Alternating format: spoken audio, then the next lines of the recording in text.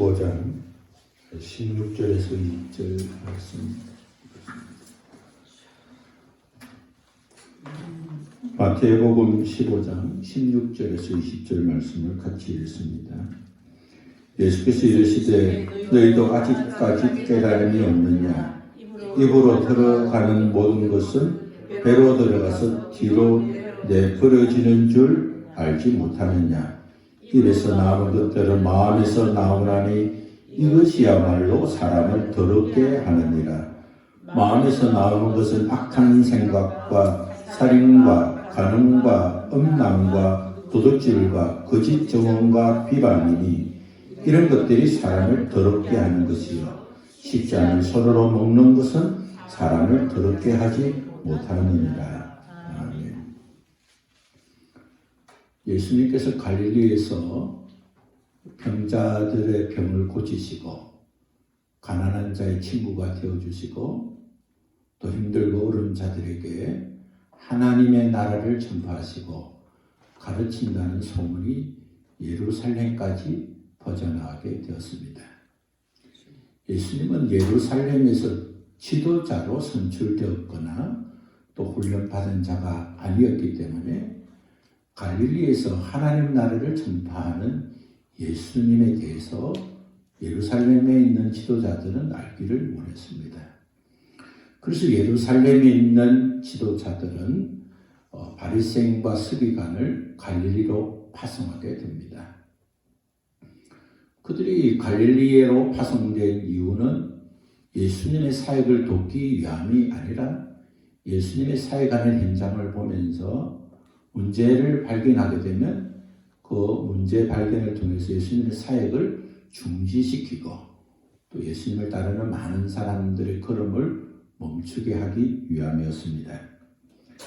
갈릴리에 온 바리새인과 서기관들은 하나님 말씀에 박식하고 또 하나님 말씀을 가르치는 자들이었기 때문에 예수님이 사역하시는 현장을 방문하고 그곳에 있어서 말씀을 들어보면 그것이 말씀에 이치에 맞는 것인지 맞지 않는 것을 충분하게 식별하고 판단할 수 있었기 때문에 그들을 갈릴리로 보내게 된 것입니다.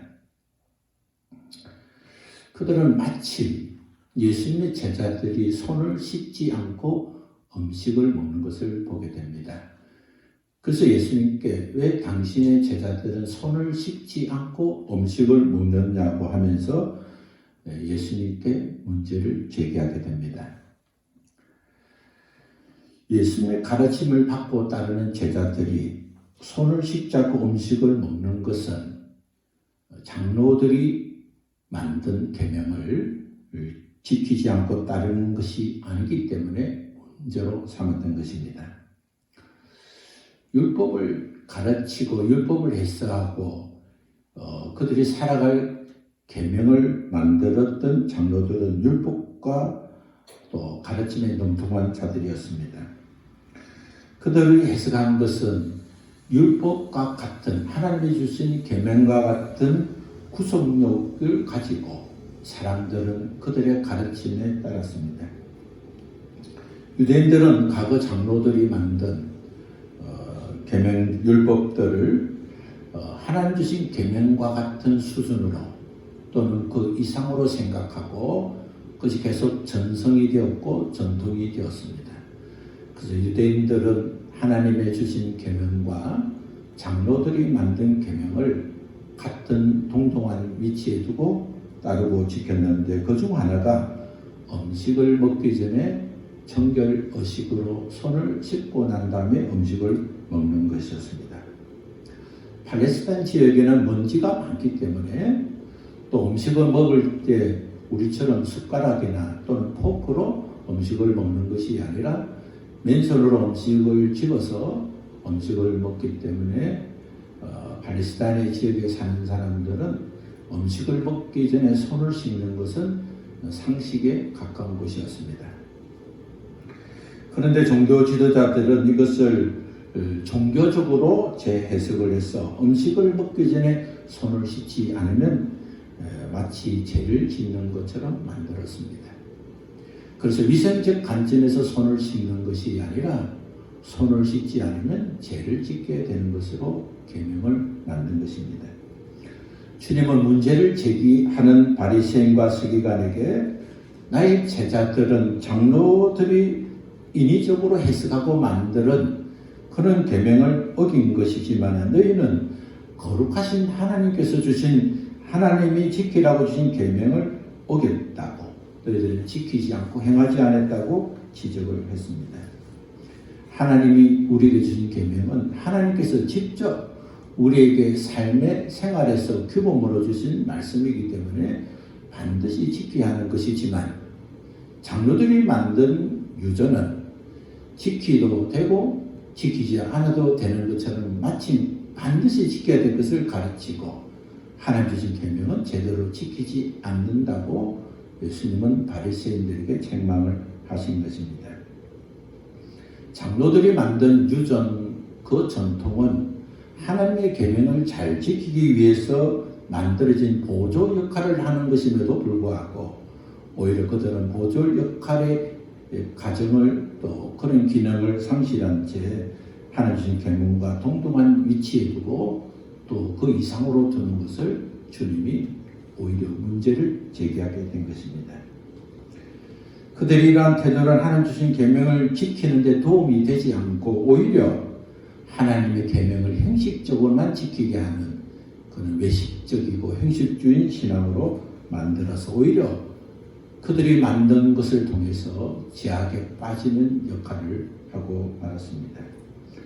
주님은 율법주의자들, 그들의 잘못이 얼마나 큰지를 예를 들어서 한 가지를 제시했는데, 그것은 바로 한준 10계명 중에 5번째 내 부모를 공경하라는 것이었습니다.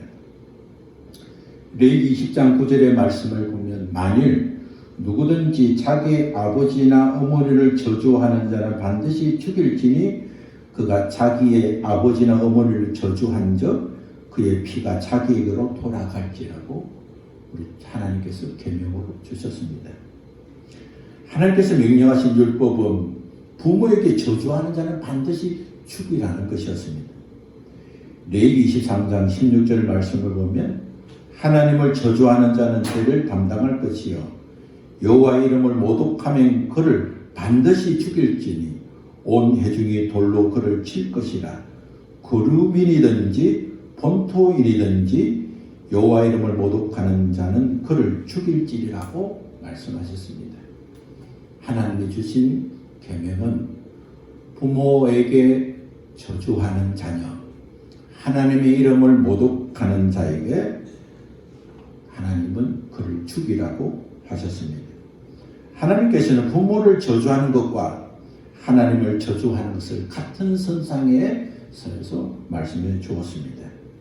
태어나게 하고 자라나게 하고 돌봐주는 부모를 저주하는 자는 하나님이 창조하시고 키워주시고 인도하시는 하나님을 공경하지 않는 것과 동일선상에 두고 근본을 모르고 가정을 모르고 돌봄을 모르는 자녀는 보이는 부모에게 공경하지 않는 자는 보이지 않는 하나님을 공경하는 것 자체가 가능하지 않고 거짓되기 때문에 하나님께서는 공경하지 않는 자는 거짓된 자를 죽이라고 그렇게 말씀하신 것입니다. 하나님께서 명하신 오계명은 이렇게 엄중한 것임에도 불구하고 장로들은 그들이 만든 유전에 따르면 부모를 부양하기 위해서 준비된 물질을 하나님께 서운하든지 바치면 부모 부양의 의무에서 벗어난다는 것으로 해석하고 가르치고 전했습니다. 그래서 당시에 부모 양육의 의무에서 벗어나기 위해서 제사장에게 뇌물을 주기도 하고 또 하나님께 드리면 부모를 부양할 의무에서 자유한다는 가르침 때문에 그들은 하나님 주신 계명을 지키지 않고 오히려 죄를 빠지게 만드는 데 사용되었음을 우리 주님이 말씀하신 것입니다. 부모를 공경하라는 하나님의 말씀을 교묘히 해석하고 변조시켜서 자신의 소득으로 삼고 이렇게 함으로써 그들의 영적 눈이 어둡게 만들고 부모와 하나님의 시선은 아랑곳하지 않고 자신의 욕심을 채우게 급급하게 만든 장로들의 유전을 주님이 지적하게 하신 것입니다.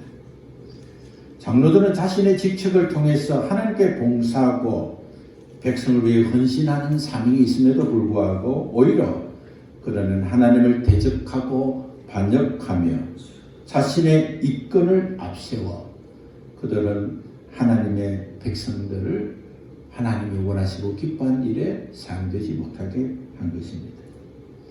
우리 주는 이러한 바리새인을 향하여 외식하는 자들이라고 했습니다. 외식하는 자들이란 어원은 연극 배우 같은 사람이라고 말씀했습니다.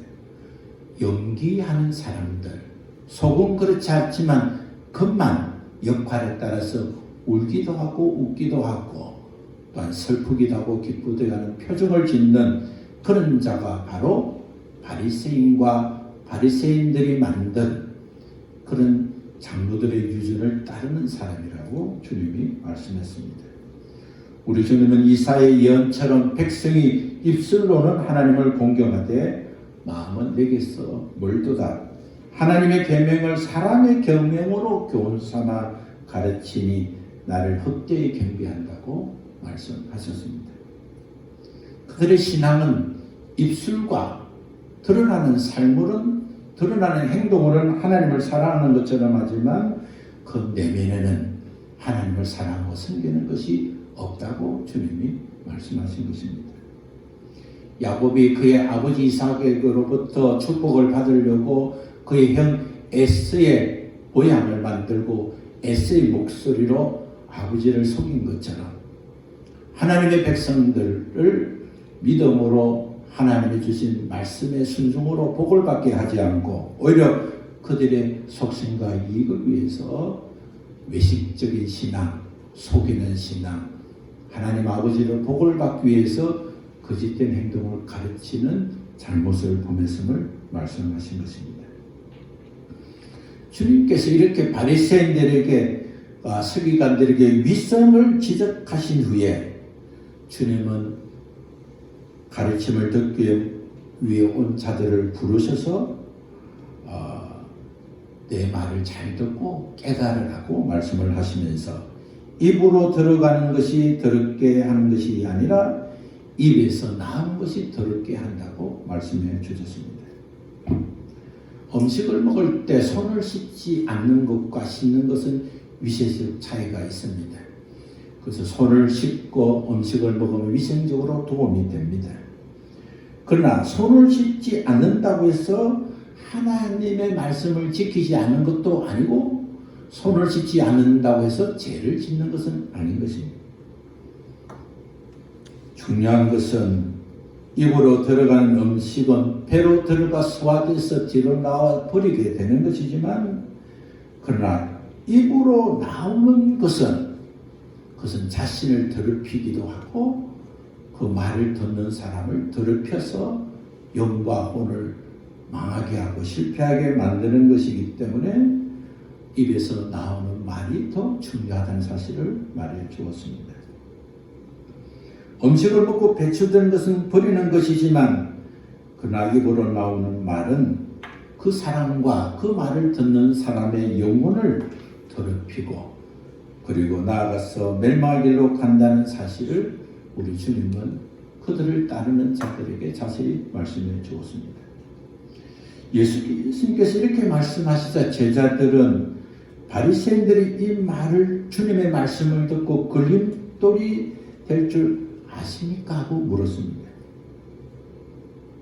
예수님께서 바리새인과 서기관들에게 그들의 행동은 위선이며 율법을 세상의 교훈으로 삼아서 하나님의 말씀을 왜곡되게 만드는 것을 책망하시면서 그들의 말씀을 듣고 깨닫지 않고 오히려 대적하는 사실을 주님은 알고 계시는지를 묻게 된 것입니다.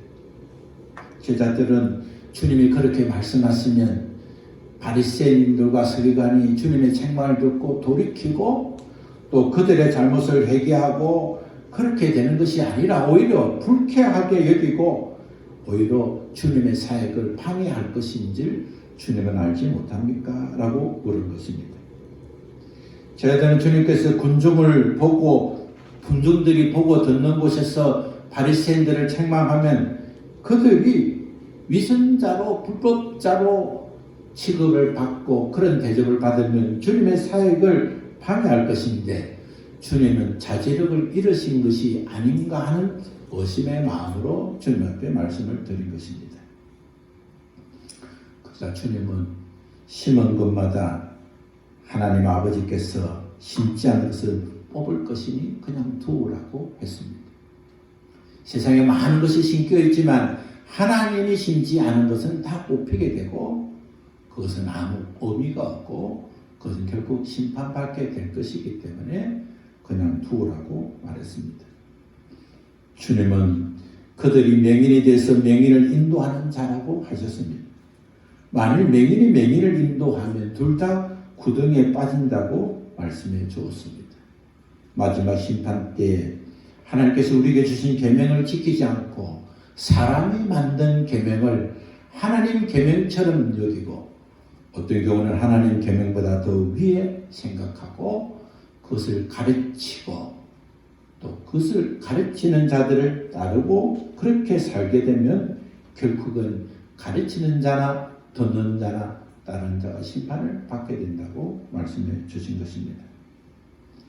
영적 맹인은 율법을 엄격히 지킨다고 하면서도 율법의 근본 정신을 왜곡시켜서 하나님의 말씀을 분별하지 못하고 하나님 주신 축복의 통로를 가로막고 하나님의 뜻과 전혀 다른 삶을 살기 때문에 이 땅에 메시아로 오신 예수 그리스도를 알지 못하고 영접하지 못하고 오히려 대적하는 영적 안목이 없고 영적 시력도 산실된 불구자가 된 것입니다. 제자도 장로들의 유전을 믿고 따랐기 때문에 예수님께서 그렇게 하신 말씀을 잘 받아들이지 못했습니다. 그들은 예수님이 왜 바리새인들에게 왜 그렇게 비난하시는지 이해할 수 없었습니다. 그래서 제자들 중에서 가장 용감한 베드로가 제자들을 대표해서 예수님께 우리에게 다시 한번 설명해 달라고 요청을 하게 됩니다. 그러자 예수님은 너희도 아직까지 깨달음이 없느냐 하시면서 입으로 들어가는 모든 것은 배로 들어가서 뒤로 버려지는 줄 알지 못하느냐. 사람을 더럽게 하는 것이 입에서 나오는 것이라고 재차 말씀해 주었습니다. 제자들은 주님의 말씀하신 그 말씀이 어려운 것이 아니라 주님 지금까지 자기들이 믿고 있는 것을 바꾸는 것이 어려웠습니다.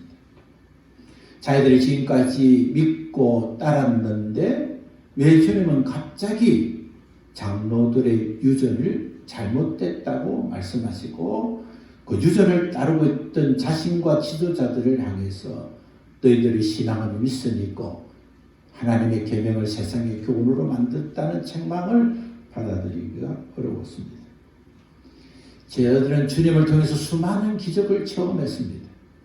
하나님이 아니고서는 가능할 수 없는 것들을 목격하고 체험했습니다. 예수의 이름으로 병든 자를 고치고 하나님 나라를 전파할 때 많은 자들이 주께로 도는 것을 목격하고 경험한 사람이었습니다. 그럼에도 불구하고 자신이 알고 믿었던 것을 고치는 것은 어려웠습니다. 그들의 고착된 사상을 바꾸는 것은 주님 앞에서 말씀을 들으면서도 바꾸기가 쉽지 않았습니다. 주님의 가르침을 이해하지 못하고 오히려 이상하게 여겼습니다. 그렇게 하시면 바리새인들이 반기를 들고 오히려 주님의 사역에 걸림돌이 되고 지금까지 그렇게 잘 믿고 살았는데 왜 주님은 그렇게 하시는지 그들은 받아들일 수가 없었습니다. 제자들은 예수님이 십자가에서 죽으시고 부활하신 이후에 오순절에 성령 충만을 받은 이후에야 그 모든 것을 알게 되었습니다. 사람의 지각과 판단과 사람의 결단으로 알게 되는 것이 아니라 성령님의 도우심이 있어야만 알게 되는 사실을 우리는 알 수 있습니다. 우리가 예수 믿고 구원받고 예수님을 나의 주님으로 영접할 때 성령은 우리 안에 오셨습니다. 성령은 우리를 날마다 깨닫게 하시고 주님이 원하시고 기뻐하는 것으로 인도하시기 때문에 우리가 가지고 있는 생각과 우리가 잘못 믿고 있는 것들을 주님 앞에 구하고 회개하고 나아가면 성령께서 알게 하시고 깨닫게 하시고 충만하게 된다는 것은 하나님 우리에게 주신 놀라운 축복이 아닐 수가 없습니다. 우리 주님의 마음이 청결하지 못하면 악한 생각을 하게 되고 악한 생각은 인간의 성격과 삶을 파괴하고 하나님 주시는 축복을 가로막고 죄를 짓기 때문에 하나님의 종이 아니라 죄의 종으로 살아가게 됨을 말씀해 주었습니다.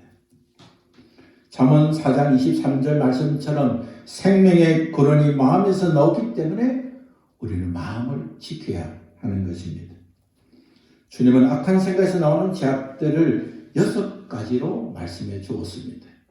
그것은 바로 십계명에 우리 하나님께서 사람을 향하여 하나님 앞에 어떻게 살 것인가를 말씀해 주시는 6가지 계명을 나열하고 있는 것처럼 보입니다. 그것은 바로 살인, 간음, 음란, 도둑질, 거짓 증거, 비방입니다. 주님은 외면보다 내면이 더 중요하고 행식보다 본질이 더 중요한 것을 말씀해 주었습니다. 겉으로 드러난 것보다 그 속에 있는 것이 중요하고 어떤 행식보다 본질이 더 중요하다는 사실을 말씀해 준 것입니다. 그것은 예수님의 가르침 속에서 일관된 가르침입니다. 예수님은 사람 중심의 삶으로 살지 말고 하나님 중심으로 살 것을 말씀해 주었습니다.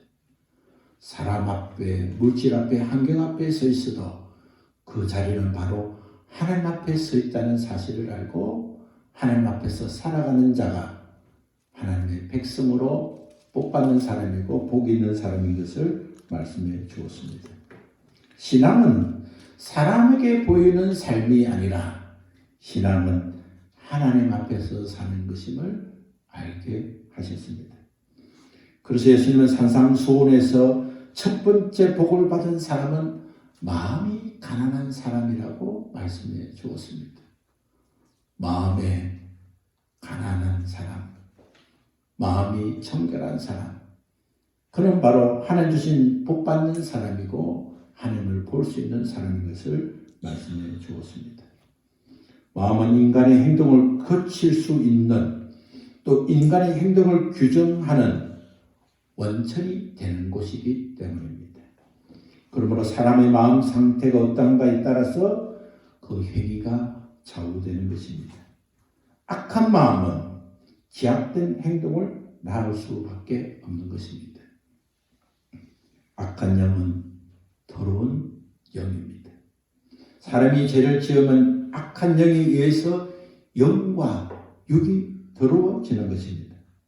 성도는 악한 영과의 관계를 끊어 스스로 더럽게 하는 것을 제거해야 하는 것입니다. 우리는 예수 믿기 전에는 더러운 영이 우리 안에 들어와 우리를 노예로 풀어먹고 악한 사탄이 원하는 대로 따라왔던 자였습니다. 그러나 우리가 예수 그리스도께서 우리를 대속하여 십자가에서 흘리신 피의 은혜와 능력으로 우리는 용서받고 구원받고 하나님의 자녀가 되었고 우리 안에 성령을 모시고 성령이 인도하심을 따라 살 수 있는 존재가 되었습니다. 그러나 우리가 사람에 더럽게 하는 것은 죄 외에는 다른 것이 없습니다. 여전히 우리 안에는 악습과 악행으로 인해서 악한 영은 죄를 지어서 마음을 더럽게, 행동을 더럽게, 삶을 더럽게 하도록 우리를 유혹하고 있습니다. 우리가 죄를 짓는 순간 죄를 타고 들어오는 악한 영은 우리의 삶을 더럽게 만드는 것입니다. 음식을 먹을 때 손을 씻지 않는다든지 가정과 형편이 어려서 가난하게 된다든지 또는 실수로 다른 사람들에게 욕을 먹는다고 해서 죄를 짓는 것은 아닌 것입니다. 그렇다고 해서 우리의 영과 삶이 더러워지는 것도 아닌 것입니다. 더러운 쓰레기 같은 것은 죄를 지을 때 더러워지는 것입니다. 우리가 더러운 것을 만져서 더러워지는 것이 아니라 우리가 죄를 지을 때 더러워지는 것입니다. 그래서 우리는 주님은 기회가 있는데 우리에게 늘 죄로부터 씻어야 할 것을 가르쳐 주었습니다. 하나님을 더 자세히 알고 싶다면, 하나님의 자녀가 더 많은 복을 살고 복을 받고 살기를 원한다면 우리는 제 종된 자리를 청산하고 하나님이 주시는 축복의 자리에 서야 하는 것입니다. 그 길은 회개하지 않으면 갈 수 없는 길입니다.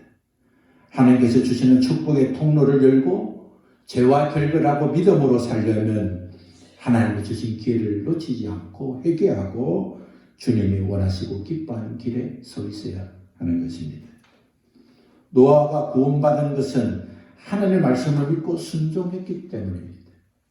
노아가 방주를 만들 수 있던 것은 그는 하나님의 말씀을 듣고 세상과 구별된 삶을 살았기 때문입니다. 노아에 살던 그 당시 시대 속에 사람들은 하나님의 말씀을 외면하고 자기 방식대로 자기 좋은 대로 살았지만 노아는 하나님 말씀을 듣고 세상과 다르게 구별된 삶을 살고 오랫동안 하나님 명하신 대로 방주를 만들어서 자신과 가족이 구원을 받게 된 것입니다. 믿음으로 살려면 먼저 자신이 죄인임을 알아야 합니다.